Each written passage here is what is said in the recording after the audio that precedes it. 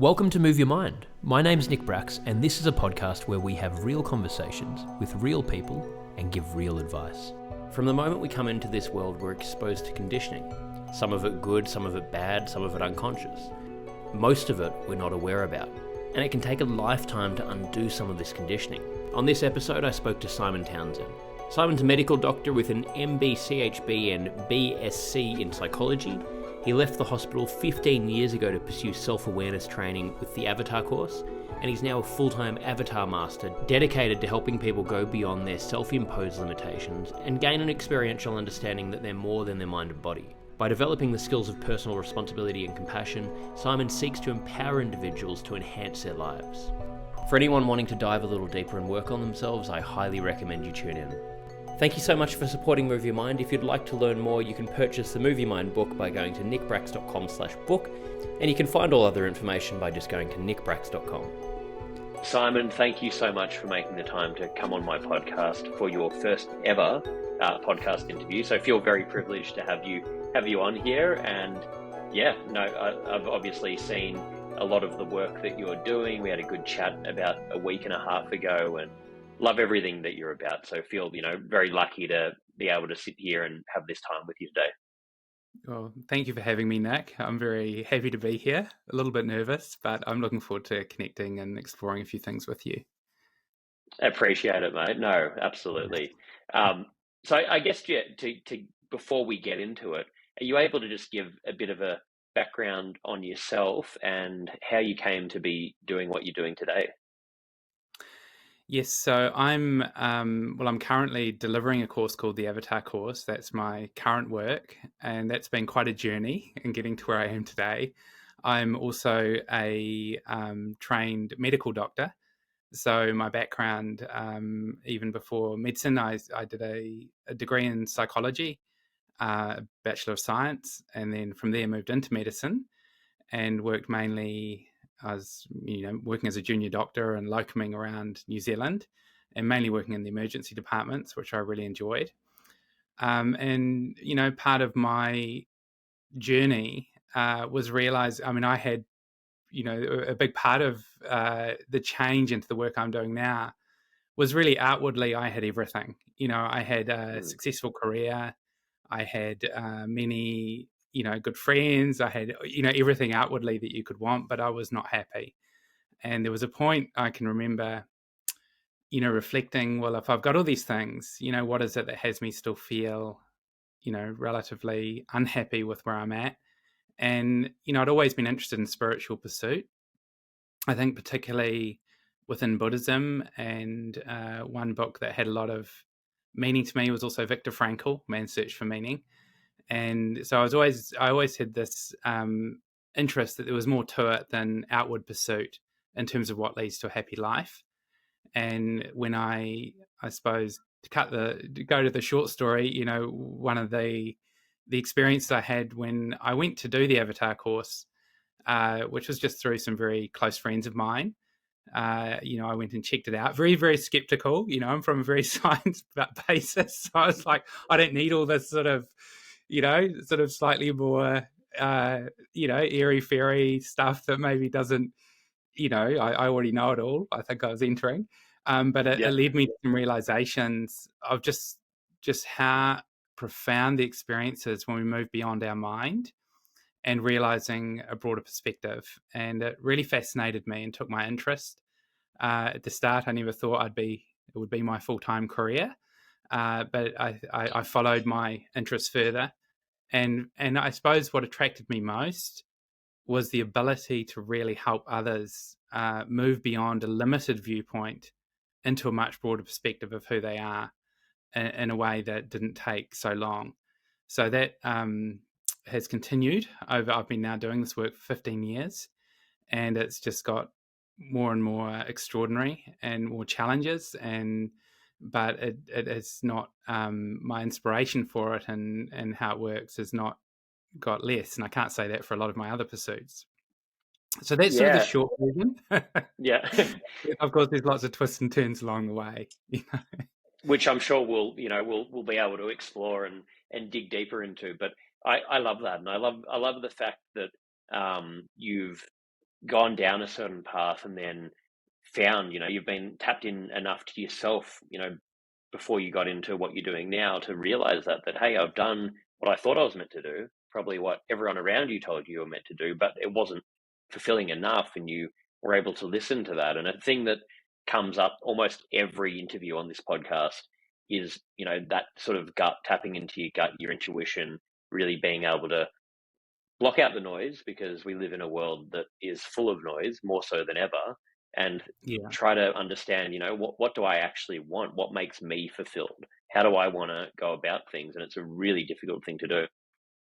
Yeah, well, I think that's so difficult because there are so many societal pressures, of who you're meant to Yeah. be, what you're meant to look like, what your job's meant to look like, and there's a huge amount of pressure from from parents, from friends, from I just guess just the usual social norms.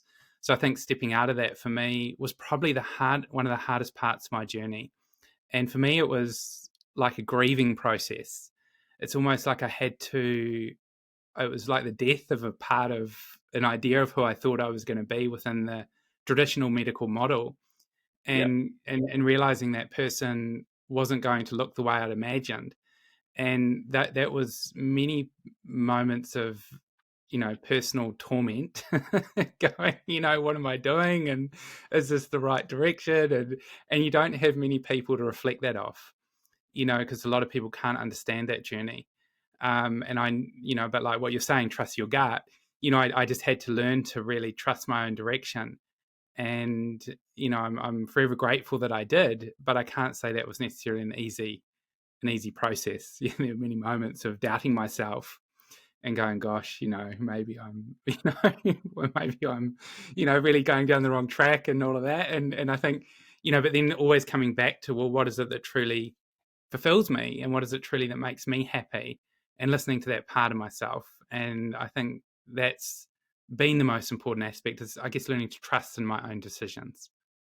Yeah. I think, again, that's such a good point, because I mean, no matter what we do in life anyway, there's going to be uncertainty whether we like it or not. But we naturally are looking for, how can I eliminate that uncertainty? And I think as humans, we don't want to. We want to sort of have things structured and not have to have that worry. And it's, again, a line of thinking that needs to be broken. But the point you were making there of, there's often it's an individual path, so it might be limited in how many people are going to really be able to give you the right advice, because they haven't done it themselves. And it's something that I Yeah.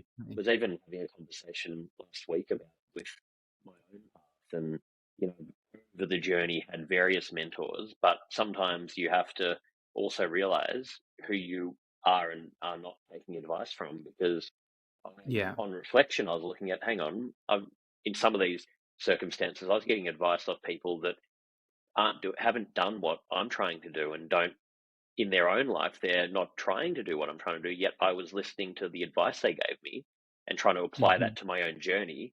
So, yes, we do need mentors and advice, but also we need to be careful of who that's coming from. So, that's another tricky Yeah. thing, which I'm sure comes up in your work a lot. Oh, a lot, and I think part of the challenge there is in the society, particularly Western society that we live in. Things are measured by outward pursuit, by what you've acquired, by your status, by your, by money, by, all those things. And I think, I guess the good fortune I've had in my life is I did experience some success early on, so I got to experience those aspects to some degree, and realize that's not where it's at, Mm. that's not ultimately what brings a happy, fulfilled life. And, that the inner journey, and ultimately realizing that I'm not my mind. I think that was the big part of it, that my thoughts are not me. I think that was so essential, to not get caught up in the intellectual working out and problem solving of what I should do, but learning to listen to another part of myself, and from a much broader perspective, which ultimately I always had this fascination about altruism, and about, intellectually understanding that helping and contributing leads to a more fulfilled life. But honestly, I don't think I'd really experienced it much because I hadn't done it much. It all been about me and all about how I looked and all about, how would others perceive me and what's my image in the world. That was what was driving all my decisions. It was very self-centered. And to suddenly look, a big part of my interest in psychology was really understanding, is altruism even real? Because I didn't believe it could even exist, because we're usually doing it for ourselves, at some level. And I think starting to stretch more for the experience of what it is to be able to really connect with someone and really act from more compassion and kindness, and that's what really brings fulfillment. And I think having that experience became my driver and my compass, of where I'm going in my life now. And I'm not by any means saying that I'm there yet. I think I still have a lot of parts of me I'm working through, but I do know that direction, without a shadow of doubt, is what brings me more happiness in my life. And the good part of it is I hope it benefits others as well. So there's sort of it's a very much a win-win. And I think that's somehow we've lost sight of that in our society, where it's all about individualistic success. It's not about, well, what are you doing from a place of compassion and care for someone today, and which is much harder to measure, than I think some of these measures for success in the world at the moment.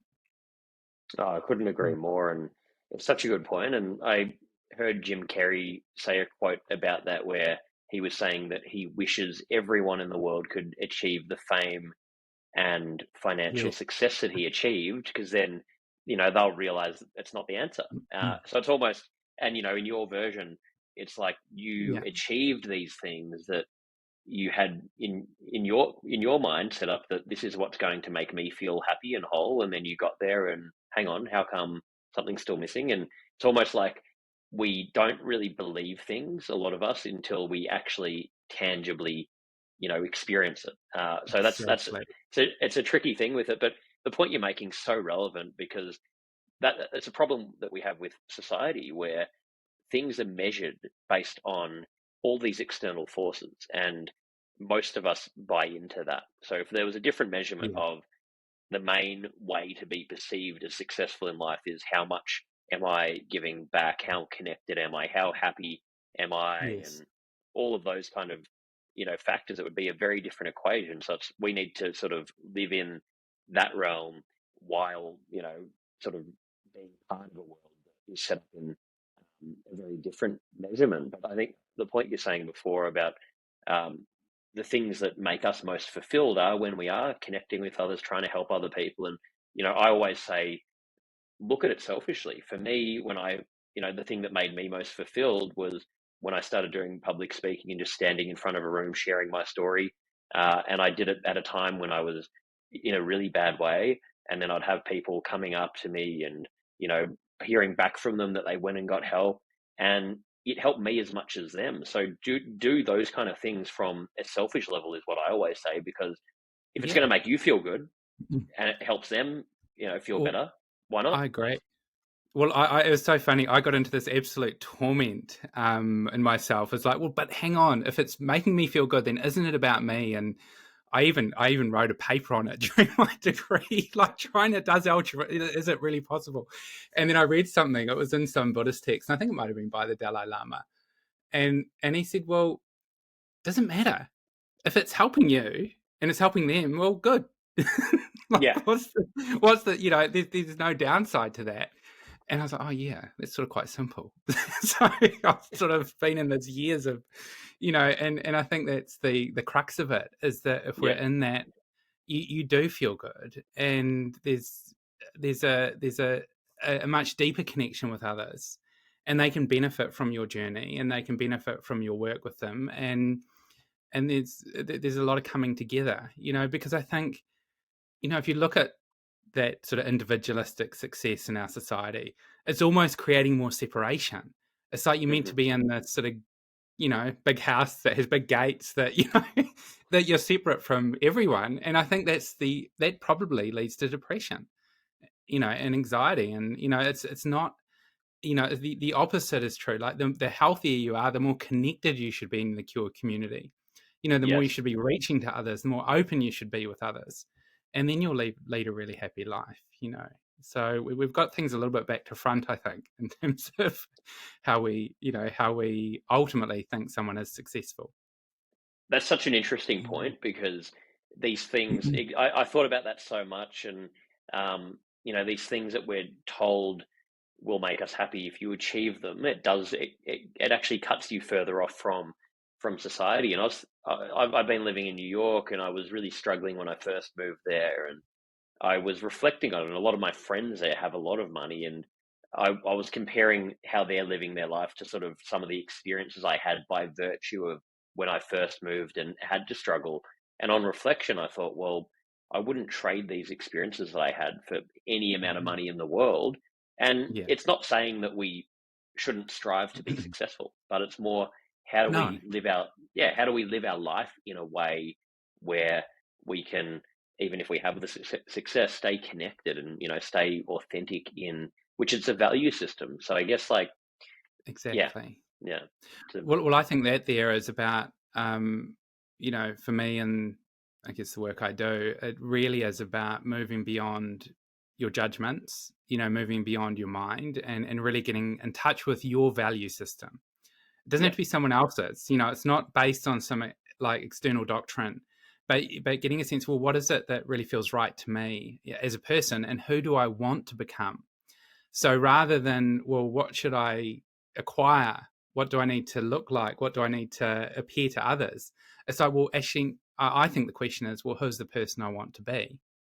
Where do I want to come from? And is where I'm coming from, does that align with my core values and ethics? Or is this actually maybe not from a place of such care and kindness towards this person? And, to me, things get a lot clearer from that place, because I think, most of us can feel when we do something, we go, oh God, I knew that wasn't so nice. I knew I really shouldn't have done that. It's not like you have to be taught that. I think children have that. It's innate in us. They understand to be kind to animals, not to harm them. It's not something you necessarily have to teach someone. And so it's getting back to that innate sort of childlike, almost that childlike innocence and that value system as our compass, not all these external measures that are sort of put upon us.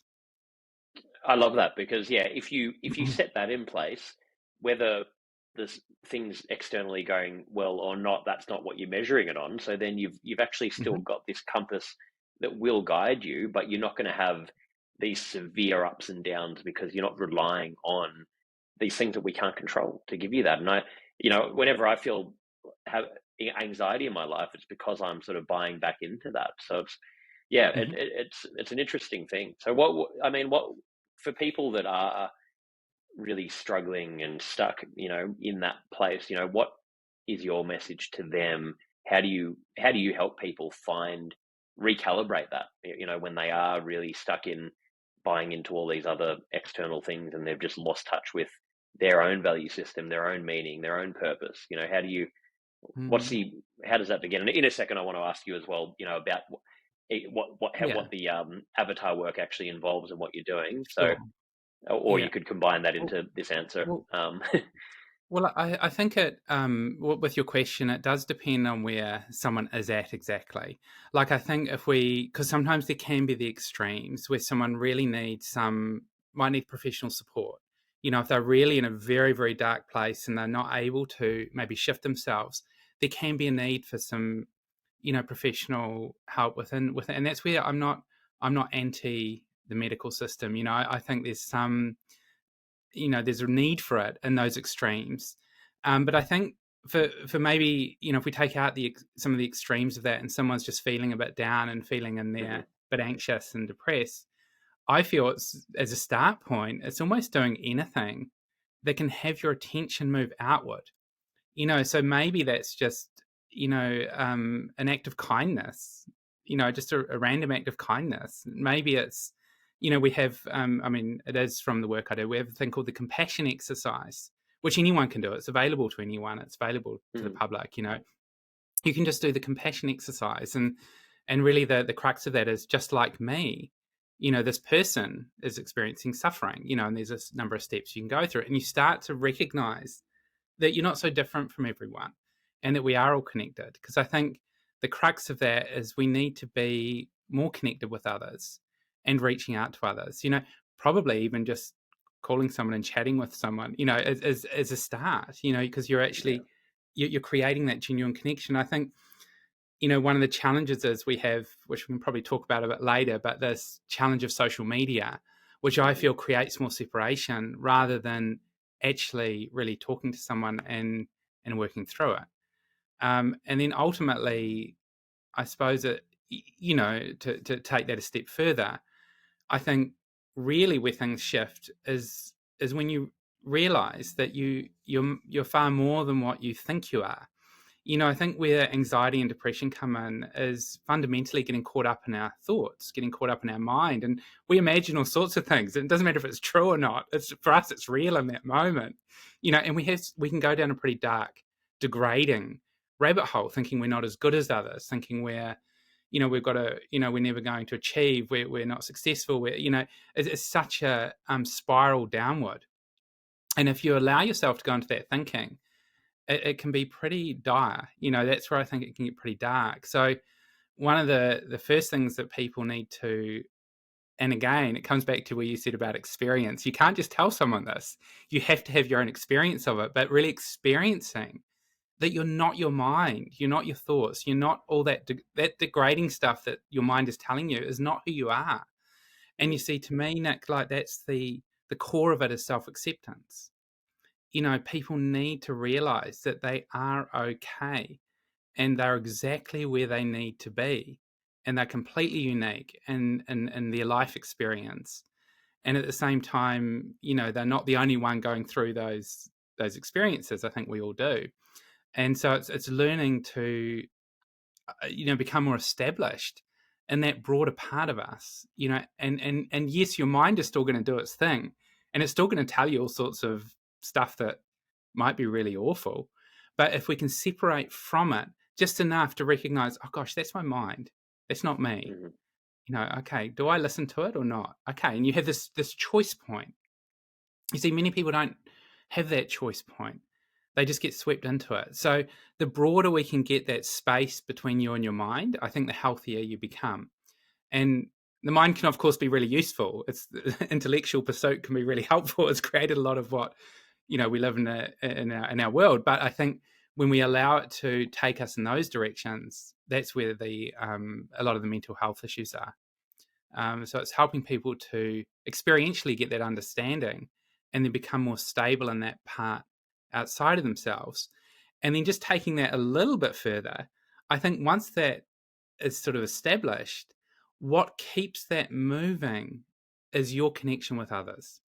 So if you can then start to say, well, how can I create something good for this person in front of me? How can I contribute a little to my community? How can I actually do something that benefits? That's where the stability is.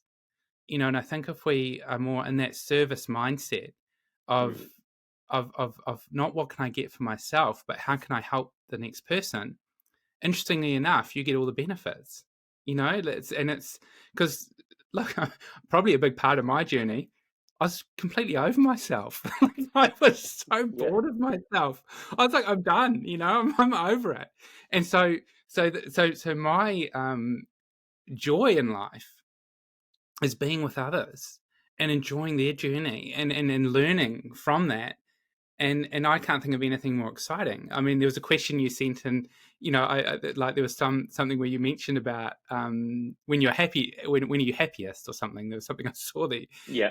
And for me, I was thinking, well, when I'm happiest, is actually when I'm in the care for others. When I'm really there with someone, and seeing them reach that broader perspective. For me, there's nothing greater, to be a part of. And I think we can all, and of course I can get a lot better. I'm not an expert at that yet. I'm improving, but I know that's what creates that it has me not fall back into my mind and fall back into some of those darker places. So much in what you just said there, and couldn't agree more. And it's an ongoing thing, but it really does come down to that. And I mean, I've spent a lot of time in Africa, India, and you go and you meet these people that literally have, from, you know, Western terms, next to nothing, and their life's almost built around, okay, can I get enough food, water, provide shelter, look after my community, yet they're genuinely happy, and they're not thinking about all these other things that we think about, you know, and we wouldn't have, like, if it was the answer, you wouldn't see all of these rich and famous people that are highly depressed, that have drug problems. You know, James Packer's an example, one, you know, multi-billionaire, and the guy has severe mental health issues. It's not the answer. And I mean, I was really touched the other day, actually. I've just got back to Vancouver and had a stopover in Fiji, and I had a sort of a whole day there. So I got a taxi to go to just a resort and just light on the beach for the day. And this guy that drove me there, we got chatting. He had, you know, 2 kids. He's worked his whole life just trying to support the family. He drives around the clock every day, 6 days a week, and barely has enough money. He's sort of telling me about how they sort of, you know, on the side have to grow vegetables and sell those as well. And, you know, they can barely make ends meet. Yet he got to know me, and we got on so well that by the end he's saying, well, you know, I'd love to, why don't next time call me and I'll put on a barbecue and put on a bit of a party and come hang out and do this and do that. And I was like, this guy that has next to nothing is still offering a stranger to go and, you know, cook a meal for, and again, he seems so connected. It's crazy, you know. It's the simple things that we just forget to do. Yeah. And so for him, that was the highest importance, was his sort of, from his values, to be actually, no matter what he doesn't have, to still be giving that to someone. You know, I think that's a lot we can learn from that. And probably there's a lot from many, you know, I think more, you know, indigenous cultures that have some of that ingrained, that don't have the same mental health issues that we have in our Western culture, that we've somehow dismissed as not, you know, we know better. And I think we're potentially destroying a lot of that wisdom that's available to us. You know, I think it's, you know, far ahead of where we are in our Western society, you know, and so I think, yeah, that's a really good example, you know, of where he's sort of got things right, but sort of from a measure of success within our culture, we wouldn't see that as successful, you know. Exactly. No, it's no, a lot of it really is backwards. It's crazy. So are you able to tell me more about the work that you currently do and what that involves?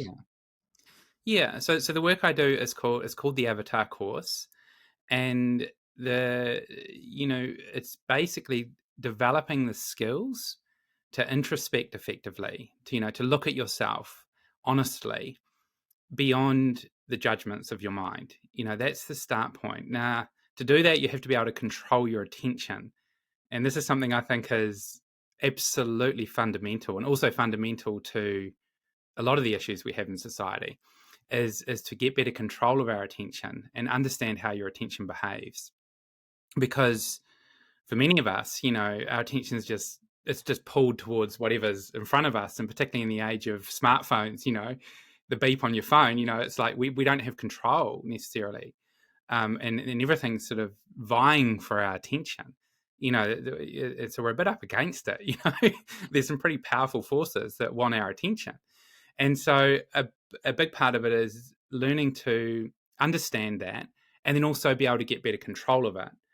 Now, from there, it's also learning to develop your will, you know, the part of you that makes decisions, so that you can be deciding from the place you want to decide from, maybe not from like a lower realm of will, where it might feel good in the moment, you know, you might have a good hit, but you know, long term, it's not healthy. So it's about strengthening the part of us that we want to strengthen, so we're, you know, coming from the place, you know, that has higher values and that has a much longer range perspective. And then ultimately, within the course, it's learning about your integrity, which is really how we affect others. You know, what are we doing to others? And, you know, doing that in a way that's playful and light, you know, because I think get a bit heavy. You know, we're also from I think in our society, it's quite a religious sort of culture. Like, you're meant to sort of bash yourself when you do something wrong, whether you go to church or not. There's this sort of undercurrent of punishment when you've been bad and wrong, you know. So a lot of the work I do, you know, within Avatar, is helping people get out of that right-wrong paradigm. Like not looking at it as right or wrong, but looking at it from that's a different, that's a different viewpoint. That's interesting. I did that, taking in that sort of attitude. So you can just see it for what it is. And if you did something, well, yeah, I did it. It was me. Okay. But I know it didn't make me feel good. I know it didn't make them feel good. I'm going to, try better next time. Not much more complicated than that. And, but it's not always easy because we have this idea we're meant to, punish ourselves, or it's so wrong, or we get very righteous about things, so it's about moving out of that righteousness and into seeing things from another person's perspective and honestly occupying their viewpoint so that you can, have more awareness of others and how they think, and that maybe you're not so right after all. It's not that you have to believe what they see, but it is learning to recognize that everyone sees things differently. And then ultimately, I think with the work I do, it's really helping people experientially understand that their beliefs create their reality. And this is an interesting one, because often we think, our beliefs are created by others and by outside forces.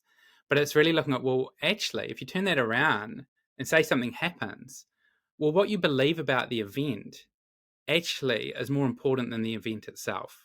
You can have two people that experience exactly the same traumatic, maybe there's a car accident, or I don't know, there can be, you fill the gap with anything.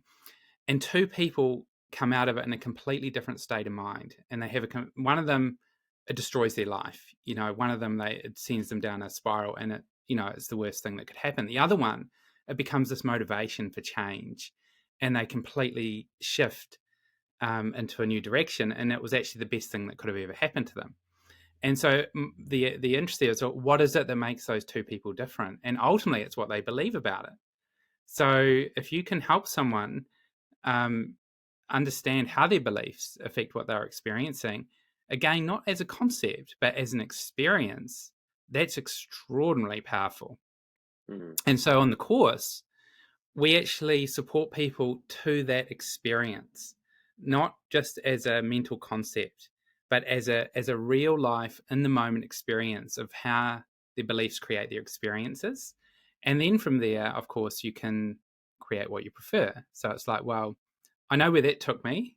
And look, a big part of that is also, I suppose, to put it sort of just simply, it's those past experiences having less influence on us in a negative way, and sort of discreating those experiences, like moving beyond them, and then becoming forward looking.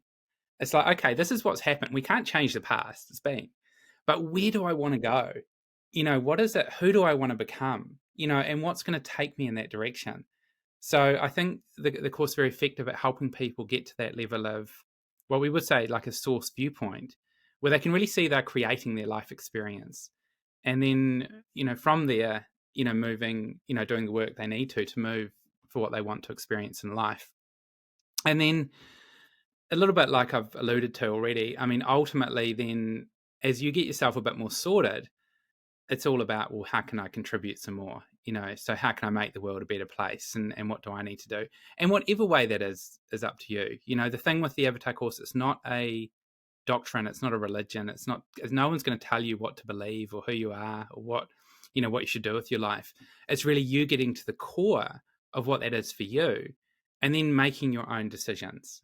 And whatever experience that is what you uniquely need, which may be different to the next person.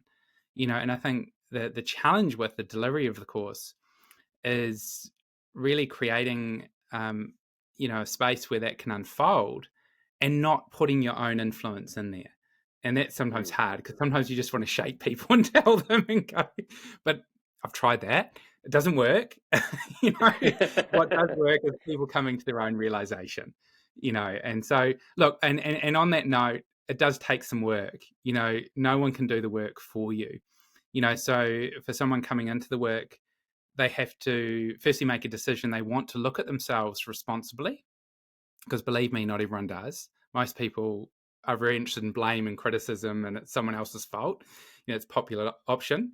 It's just that option doesn't usually lead to really good experiences. It's just more of the same. And so you have to want to look honestly at yourself and be willing to do the work to develop that awareness so that you can become more of who you want to be. And there's a tremendous amount of guidance and support, but ultimately the work is done by the individual, and many moments of decision. So, that's sort of the short version, I guess. Thank you so much for supporting Move Your Mind. We're expanding the offerings of the organisation, and we're tailoring everything we do to suit you guys and to try and answer to all of your needs and the questions that you send in. The book is available globally. You can find all of the links at nickbracks.com/book.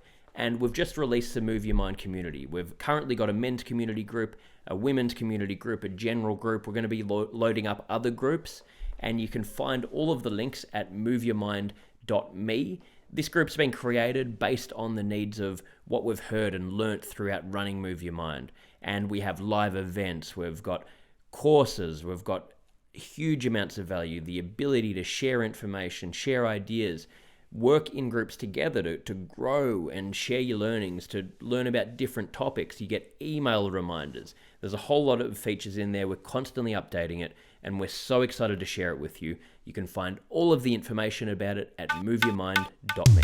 Yeah, thank you. Thank you for sharing it. No, it sounds incredible. And, as we were saying before, there's obviously so many levels when it comes to this area. And if someone is really struggling, it's important for them to go and see a psychologist or a psychiatrist in that area. But there's that middle part, which is the majority of us sit where, what can I actually do? And change won't be made.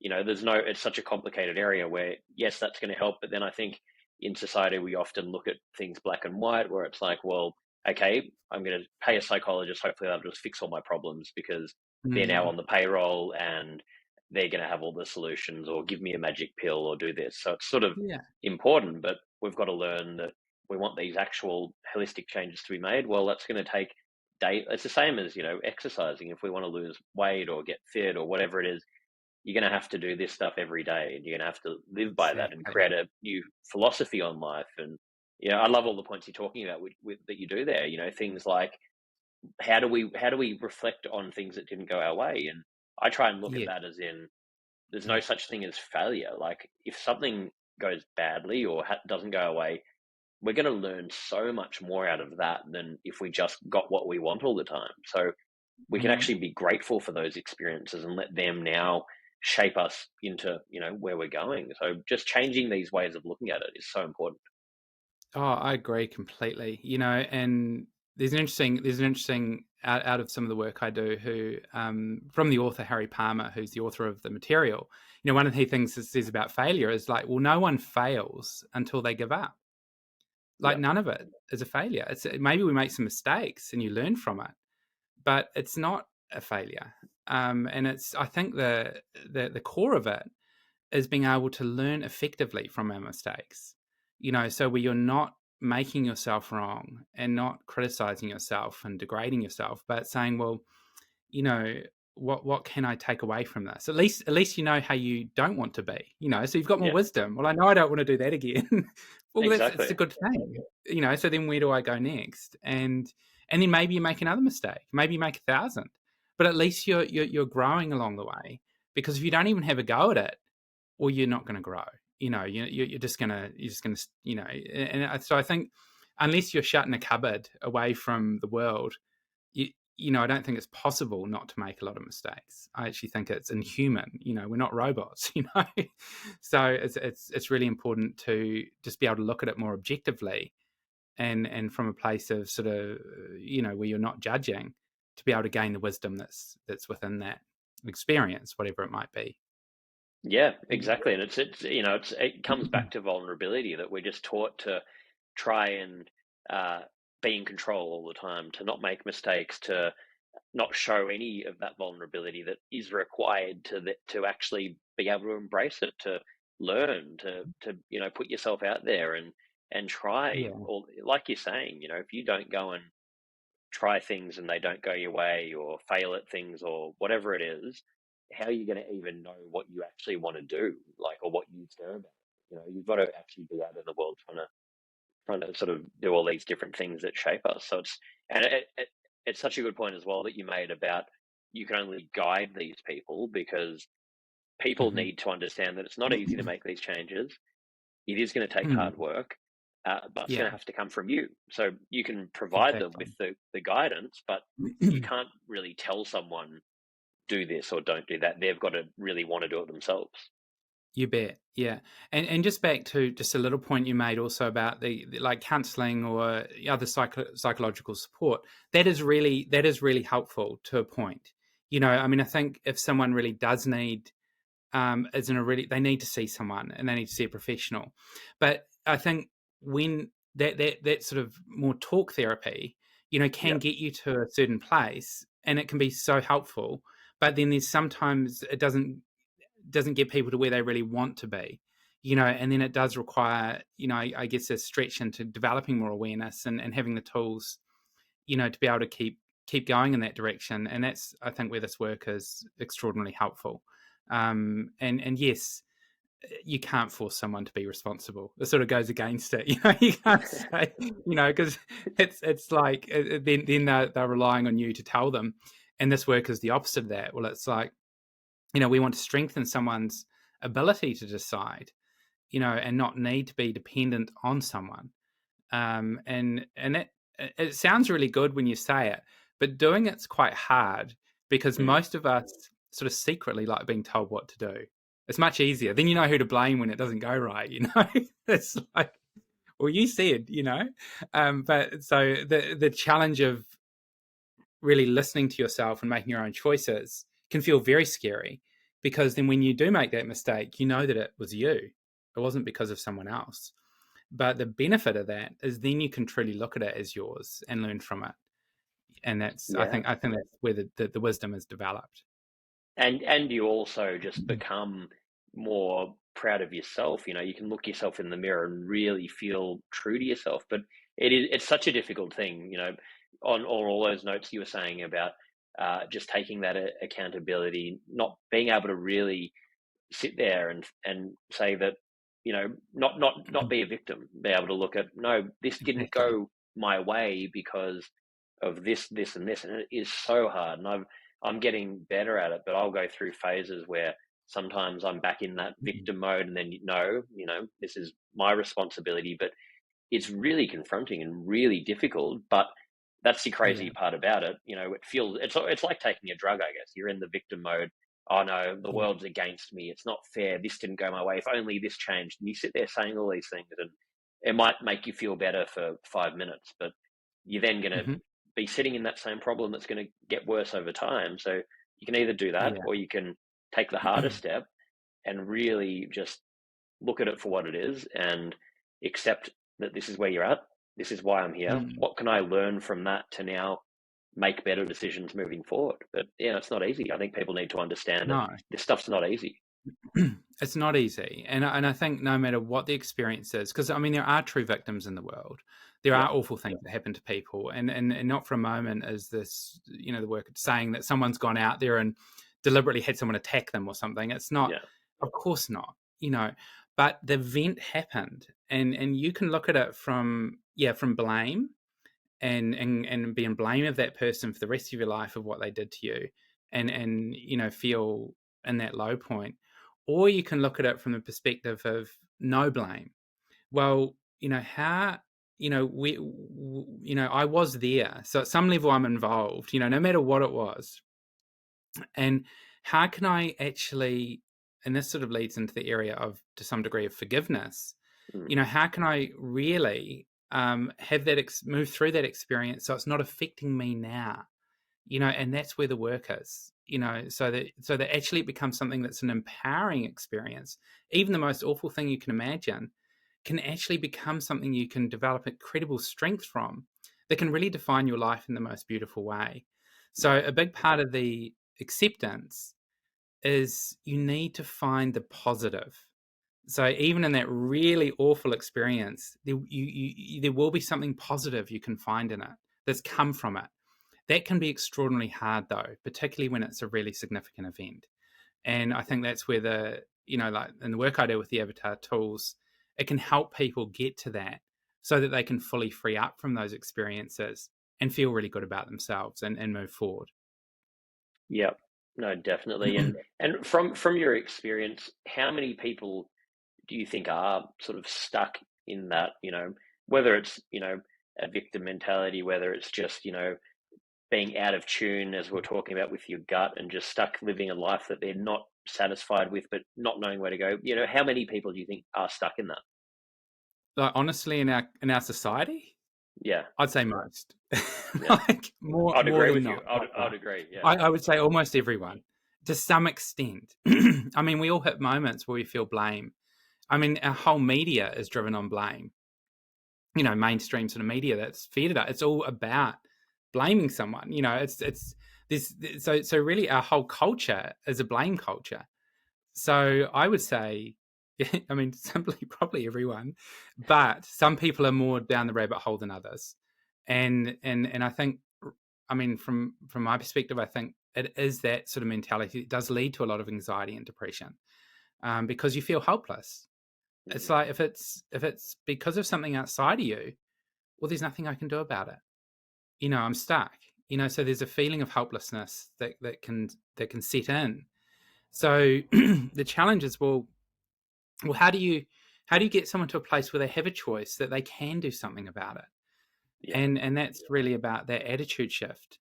That no matter how dire the consequences, and this is where another one of my early influences was Viktor Frankl, where he said, that you can choose, you can lose everything, but except the last of the human freedoms, where to choose one's attitude in any given set of circumstances.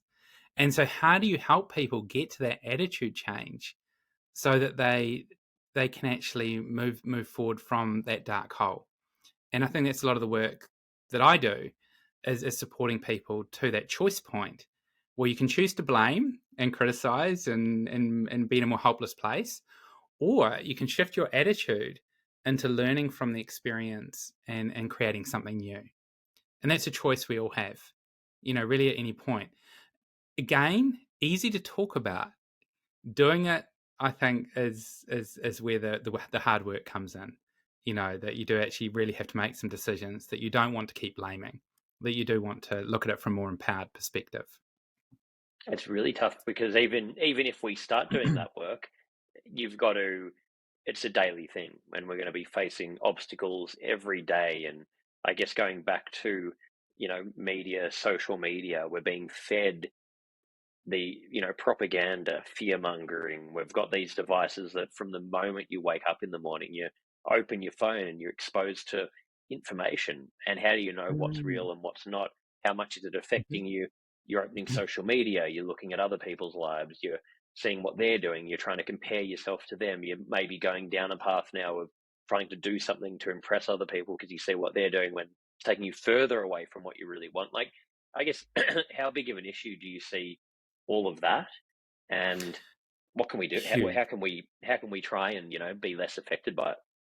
I honestly feel that one of our biggest burdens in our current, I guess, what's current Western culture, but it's other cultures as well now, is the influence of media and social media, and I think we're really up against it because, of course, all those algorithms are designed to keep our attention, stuck on that screen, and it leads to very destructive behavior. And very destructive thought patterns. So I think that's, of this view that we're in this pandemic of anxiety. I think that's the real pandemic that we need to be concerned with, is that people's minds are so worried and anxious based on like what you're talking about, and that, comparing yourself to someone that really is not even, it doesn't even really exist. Like that person is only giving some warped view of their life. They're not really sharing their deepest, darkest thoughts. And so we base our idea of others on what's a completely imagined reality that leads us to feel bad about ourselves.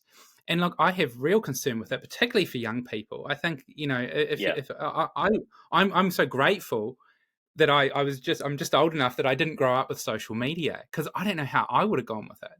And so I'd imagine, like, with the, being a young person and, seeing these images constantly come up, it's scary. And the way through it, I feel, is ultimately helping people learn to better direct their attention, like have more control of their attention, so that they can recognize the signals that tell them they're going down the rabbit hole, and start to take a breath and really put their attention on something that's going to lead them in the direction of a really positive frame of mind, and a healthy state of mind, and still being able to look at those more. I'm not just talking about avoiding looking at those challenging areas, but at least not being so influenced by this warped reality that we have, which is within social media particularly.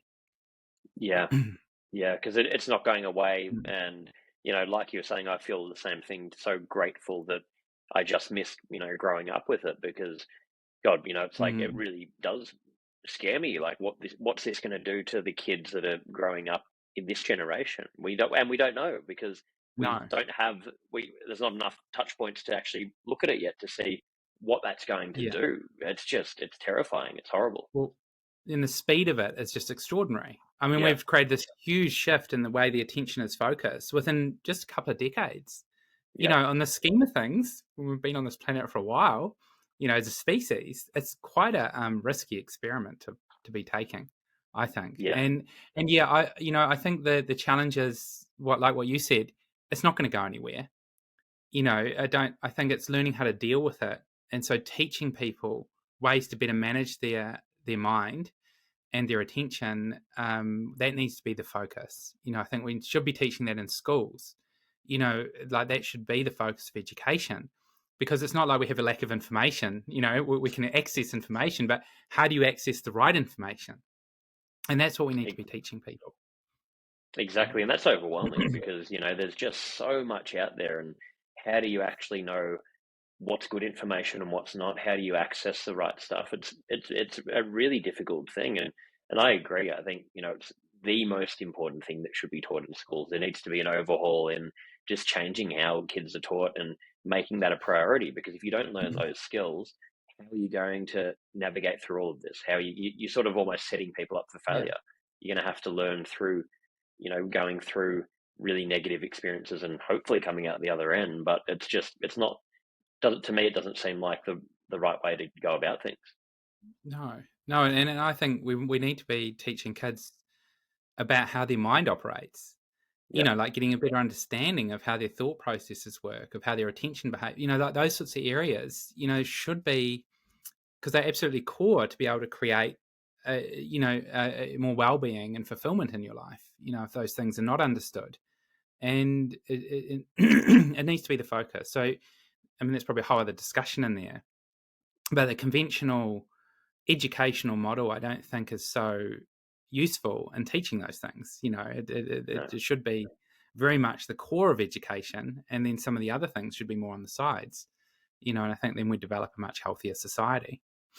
Absolutely. I mean, we're using an education system that was built for a society 50 plus years ago, and the world's changed so dramatically. It really doesn't make sense. And anyway, like you're saying, I think that might be podcast number 2 for us to just discuss that topic, because there's a lot to talk about there. It's a big issue. Yeah. And like in my background, I did well in that system. Academically, I did well, but it certainly didn't bring me the growth of what I've experienced in developing my awareness. It doesn't even compare.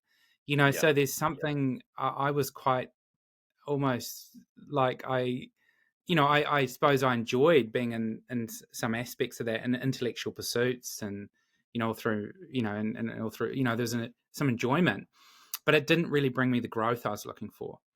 And I felt a bit, I think, realizing some of the things I have over the years, you almost feel a bit ripped off. It's like, why didn't I learn this at school? Why didn't I know more of this? Because it would have helped me, and I had to go through those struggles. And it would have been so easy if I'd had a bit of just even simple understandings, like that I'm not my mind, You know, like that would have been so useful in my teenage years. Okay. Jeepers, you know, it's Yeah. like, where do I start? Or that it's actually really helpful to be kinder to people rather than just, you know, and I know we sort of tell, you know, we have all these ideas of what we tell kids, but then it's more indoctrination rather than self-realization. Yeah. And indoctrination only goes so far, you know, because most people just want to push against it. You know, don't tell me what to do, and you know, or we pick it up, you know, just just by what's going on around us, sort of unconsciously. But to really, you know, help people develop that awareness, I think, is where things are going to move. You know, like to do that, you know, very deliberately, you know, with people, not just use these other sort of measures that we've used, you know, within the educational model, which aren't so Absolutely. helpful. Yeah. And it's not to say that, you know, the academic side's a bad thing either. It's just saying Oh. we need balance. We need to be taught, you know, on a holistic sort of viewpoint on things. And yeah. Well, I think the holistic viewpoint includes science. It includes Yeah. all academia. That is part of the holistic viewpoint, but it's not at the expense of introspection and awareness development. You know, that's where I think the problem with some science is that you need external measures to be able to measure it.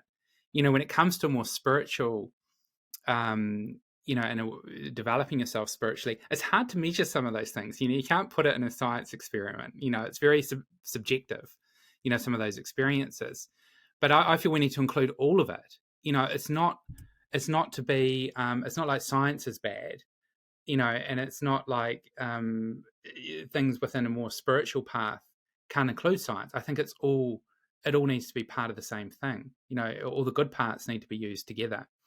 And I think that's where sometimes people can get sort of anti one way or the other, and that's also dangerous. You know, I think when we get too righteous about you know, this is because you've taken this path, you're anti this path, or because you took this, you're anti that. See, that causes issues in itself.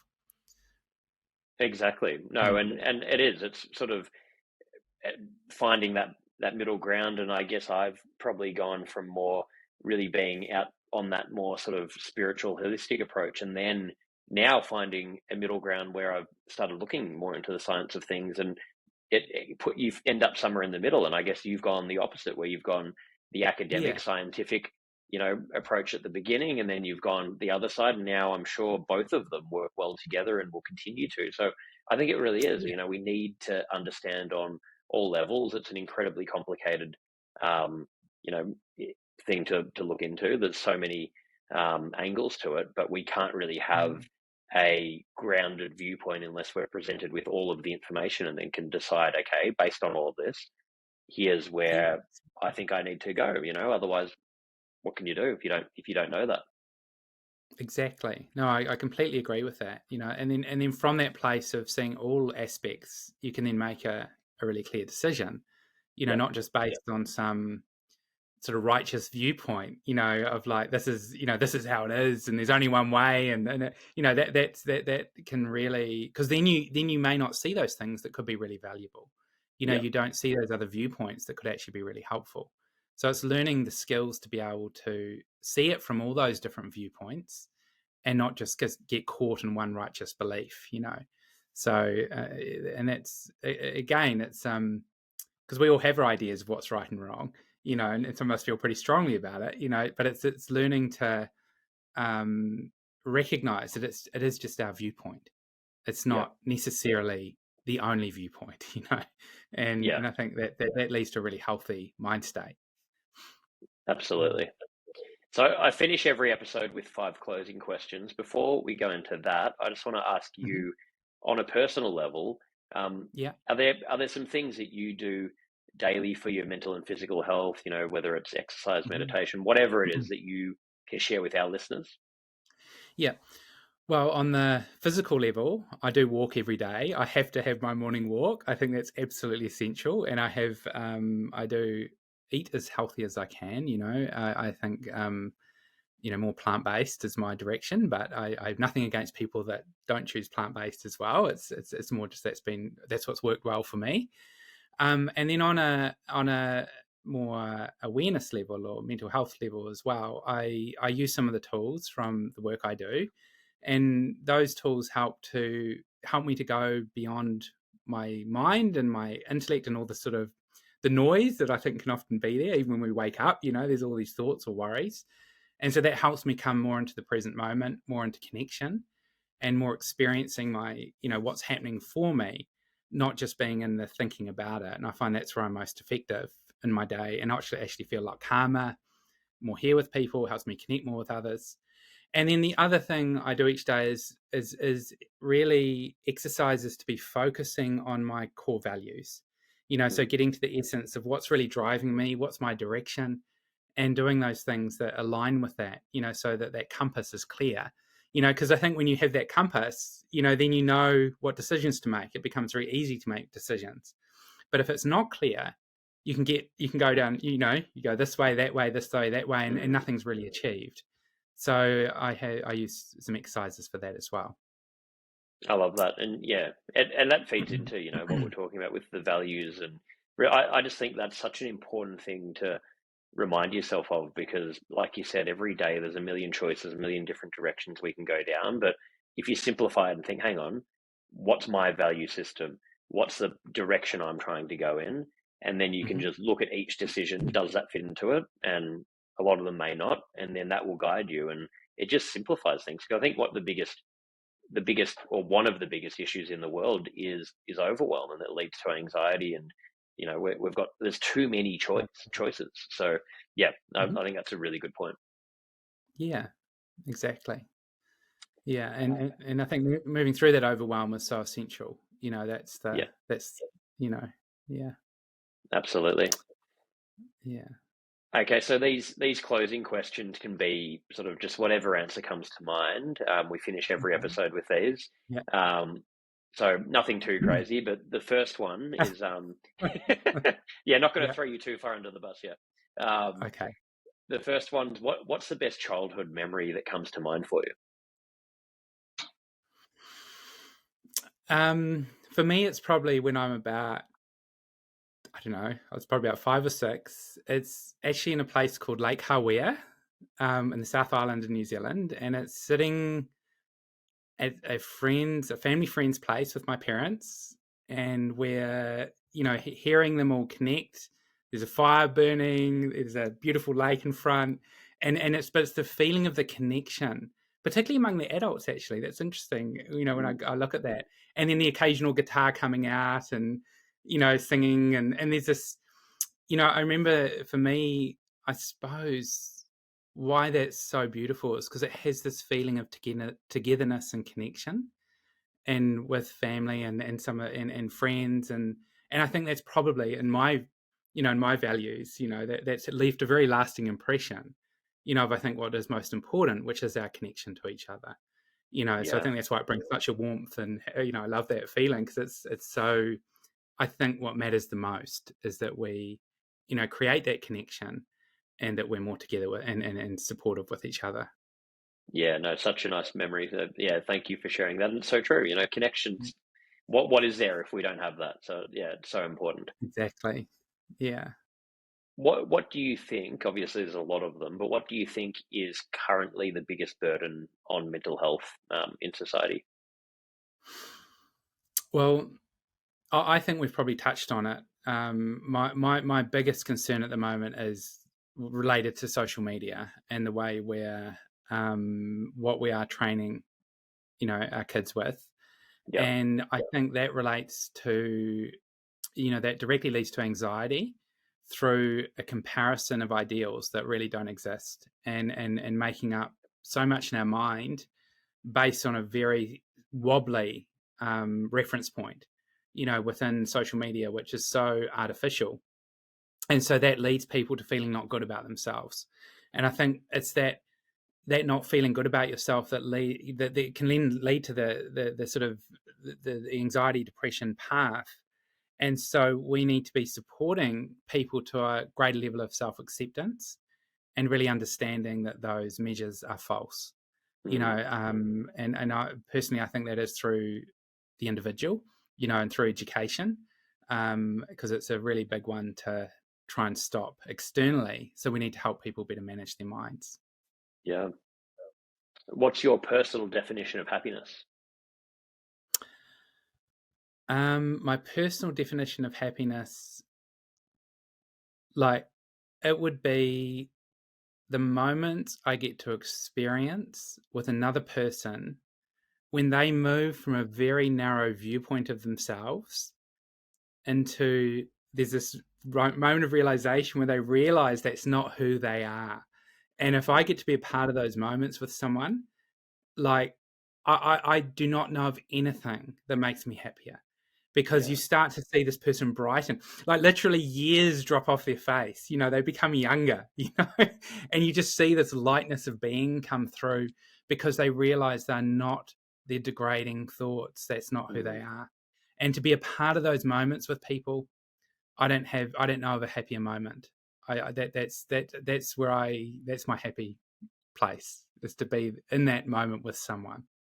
I love that. It goes back to, what we're talking about with just being able to help others and get, the value that can bring, and how nothing can, really make you happier. So it's, really good point. Yes. Yeah. What are you most afraid of?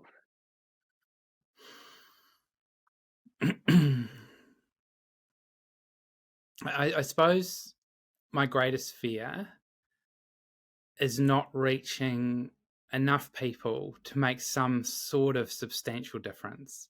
That's what I'm most afraid of. Like, I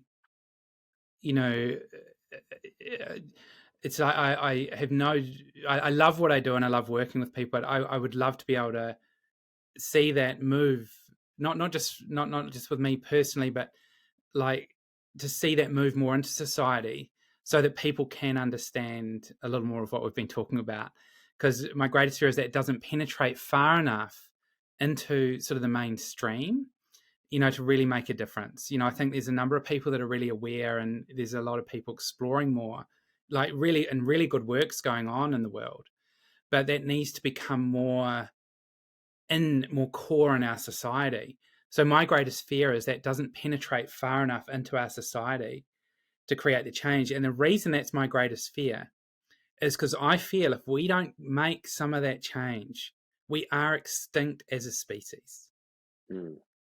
I think if people do not start to shift beyond the individualistic mindset and consuming the planet into a broader awareness and care for our ecology, care for other human beings, care for all of our resources through a broader awareness, then I actually think we are extinct as a species.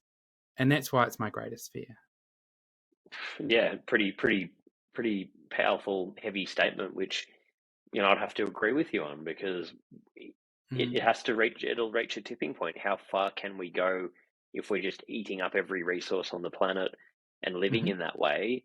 It has to change at some point. So yeah, I think I love the fact that you said that, because I think we need more people saying these kind of statements and reminding people that this stuff is not, this isn't a trivial conversation. This is not just about, any one person. It's about our future. It's about everything. It connects to everything. So it's really important. Yeah, and we need to recognize that we really are all in this together. We're not just individual islands. And I think if we don't get to that point soon, we're in trouble. We're in big trouble. Yeah. Well, on a slightly happier note, what are you most proud of? Well, I think I'm most proud of not succumbing to some of the societal pressures of who I should be and what I should do, and listening to what everyone else tells me, but actually trusting my own direction for my inspiration. And that's not, like I alluded to at the start, that's been a difficult journey. But I'm so proud of myself that I didn't succumb to some of those outside forces. And I kept going with what I really felt in my heart. And that did involve, developing the parts of me that create more connection to others, and actually hopefully help people along the way, and I think that's what I'm most proud of, is following my own direction and continuing to, learn and understand that I'm will always be learning for the rest of my life, and I don't know it all, and starting to get beyond my own, my own challenges in those areas so that I can really contribute something. Great answer. And final thing, for anyone Mhm. listening, we'll put all of this in the show notes, but where can they go if they want to learn more about you and what you're doing? Yeah, so the website that people can go to for this part of the world is avataroceania.com. Hmm. And so that has some information. The global website is called the avatarcourse.com. So both of those have many helpful resources and many links that you can explore further, from that. So yeah, that's where people find a lot of information. Great. Well, again, for anyone listening, if you go to the show notes, all of the links will be there. So make sure to check it out. And Simon, thank you so much for making the time for your first podcast interview. You've been amazing, very natural, love everything we talked about. I think I could have kept this going for another 2 hours, and there's so many other things to explore. So maybe we can do another one someday. But thank you so much, mate, for making the time. Yeah, thank you so much, Nick. I've really enjoyed it, and all the best with everything. And yes, I'd love to talk again someday if that opens up. Appreciate it. Thank you so much. Thanks to Simon Townsend for joining me today for Move Your Mind. Once again, if you'd like to learn more, you can purchase the Move Your Mind book by going to nickbracks.com/book, and you can find all other information at nickbracks.com.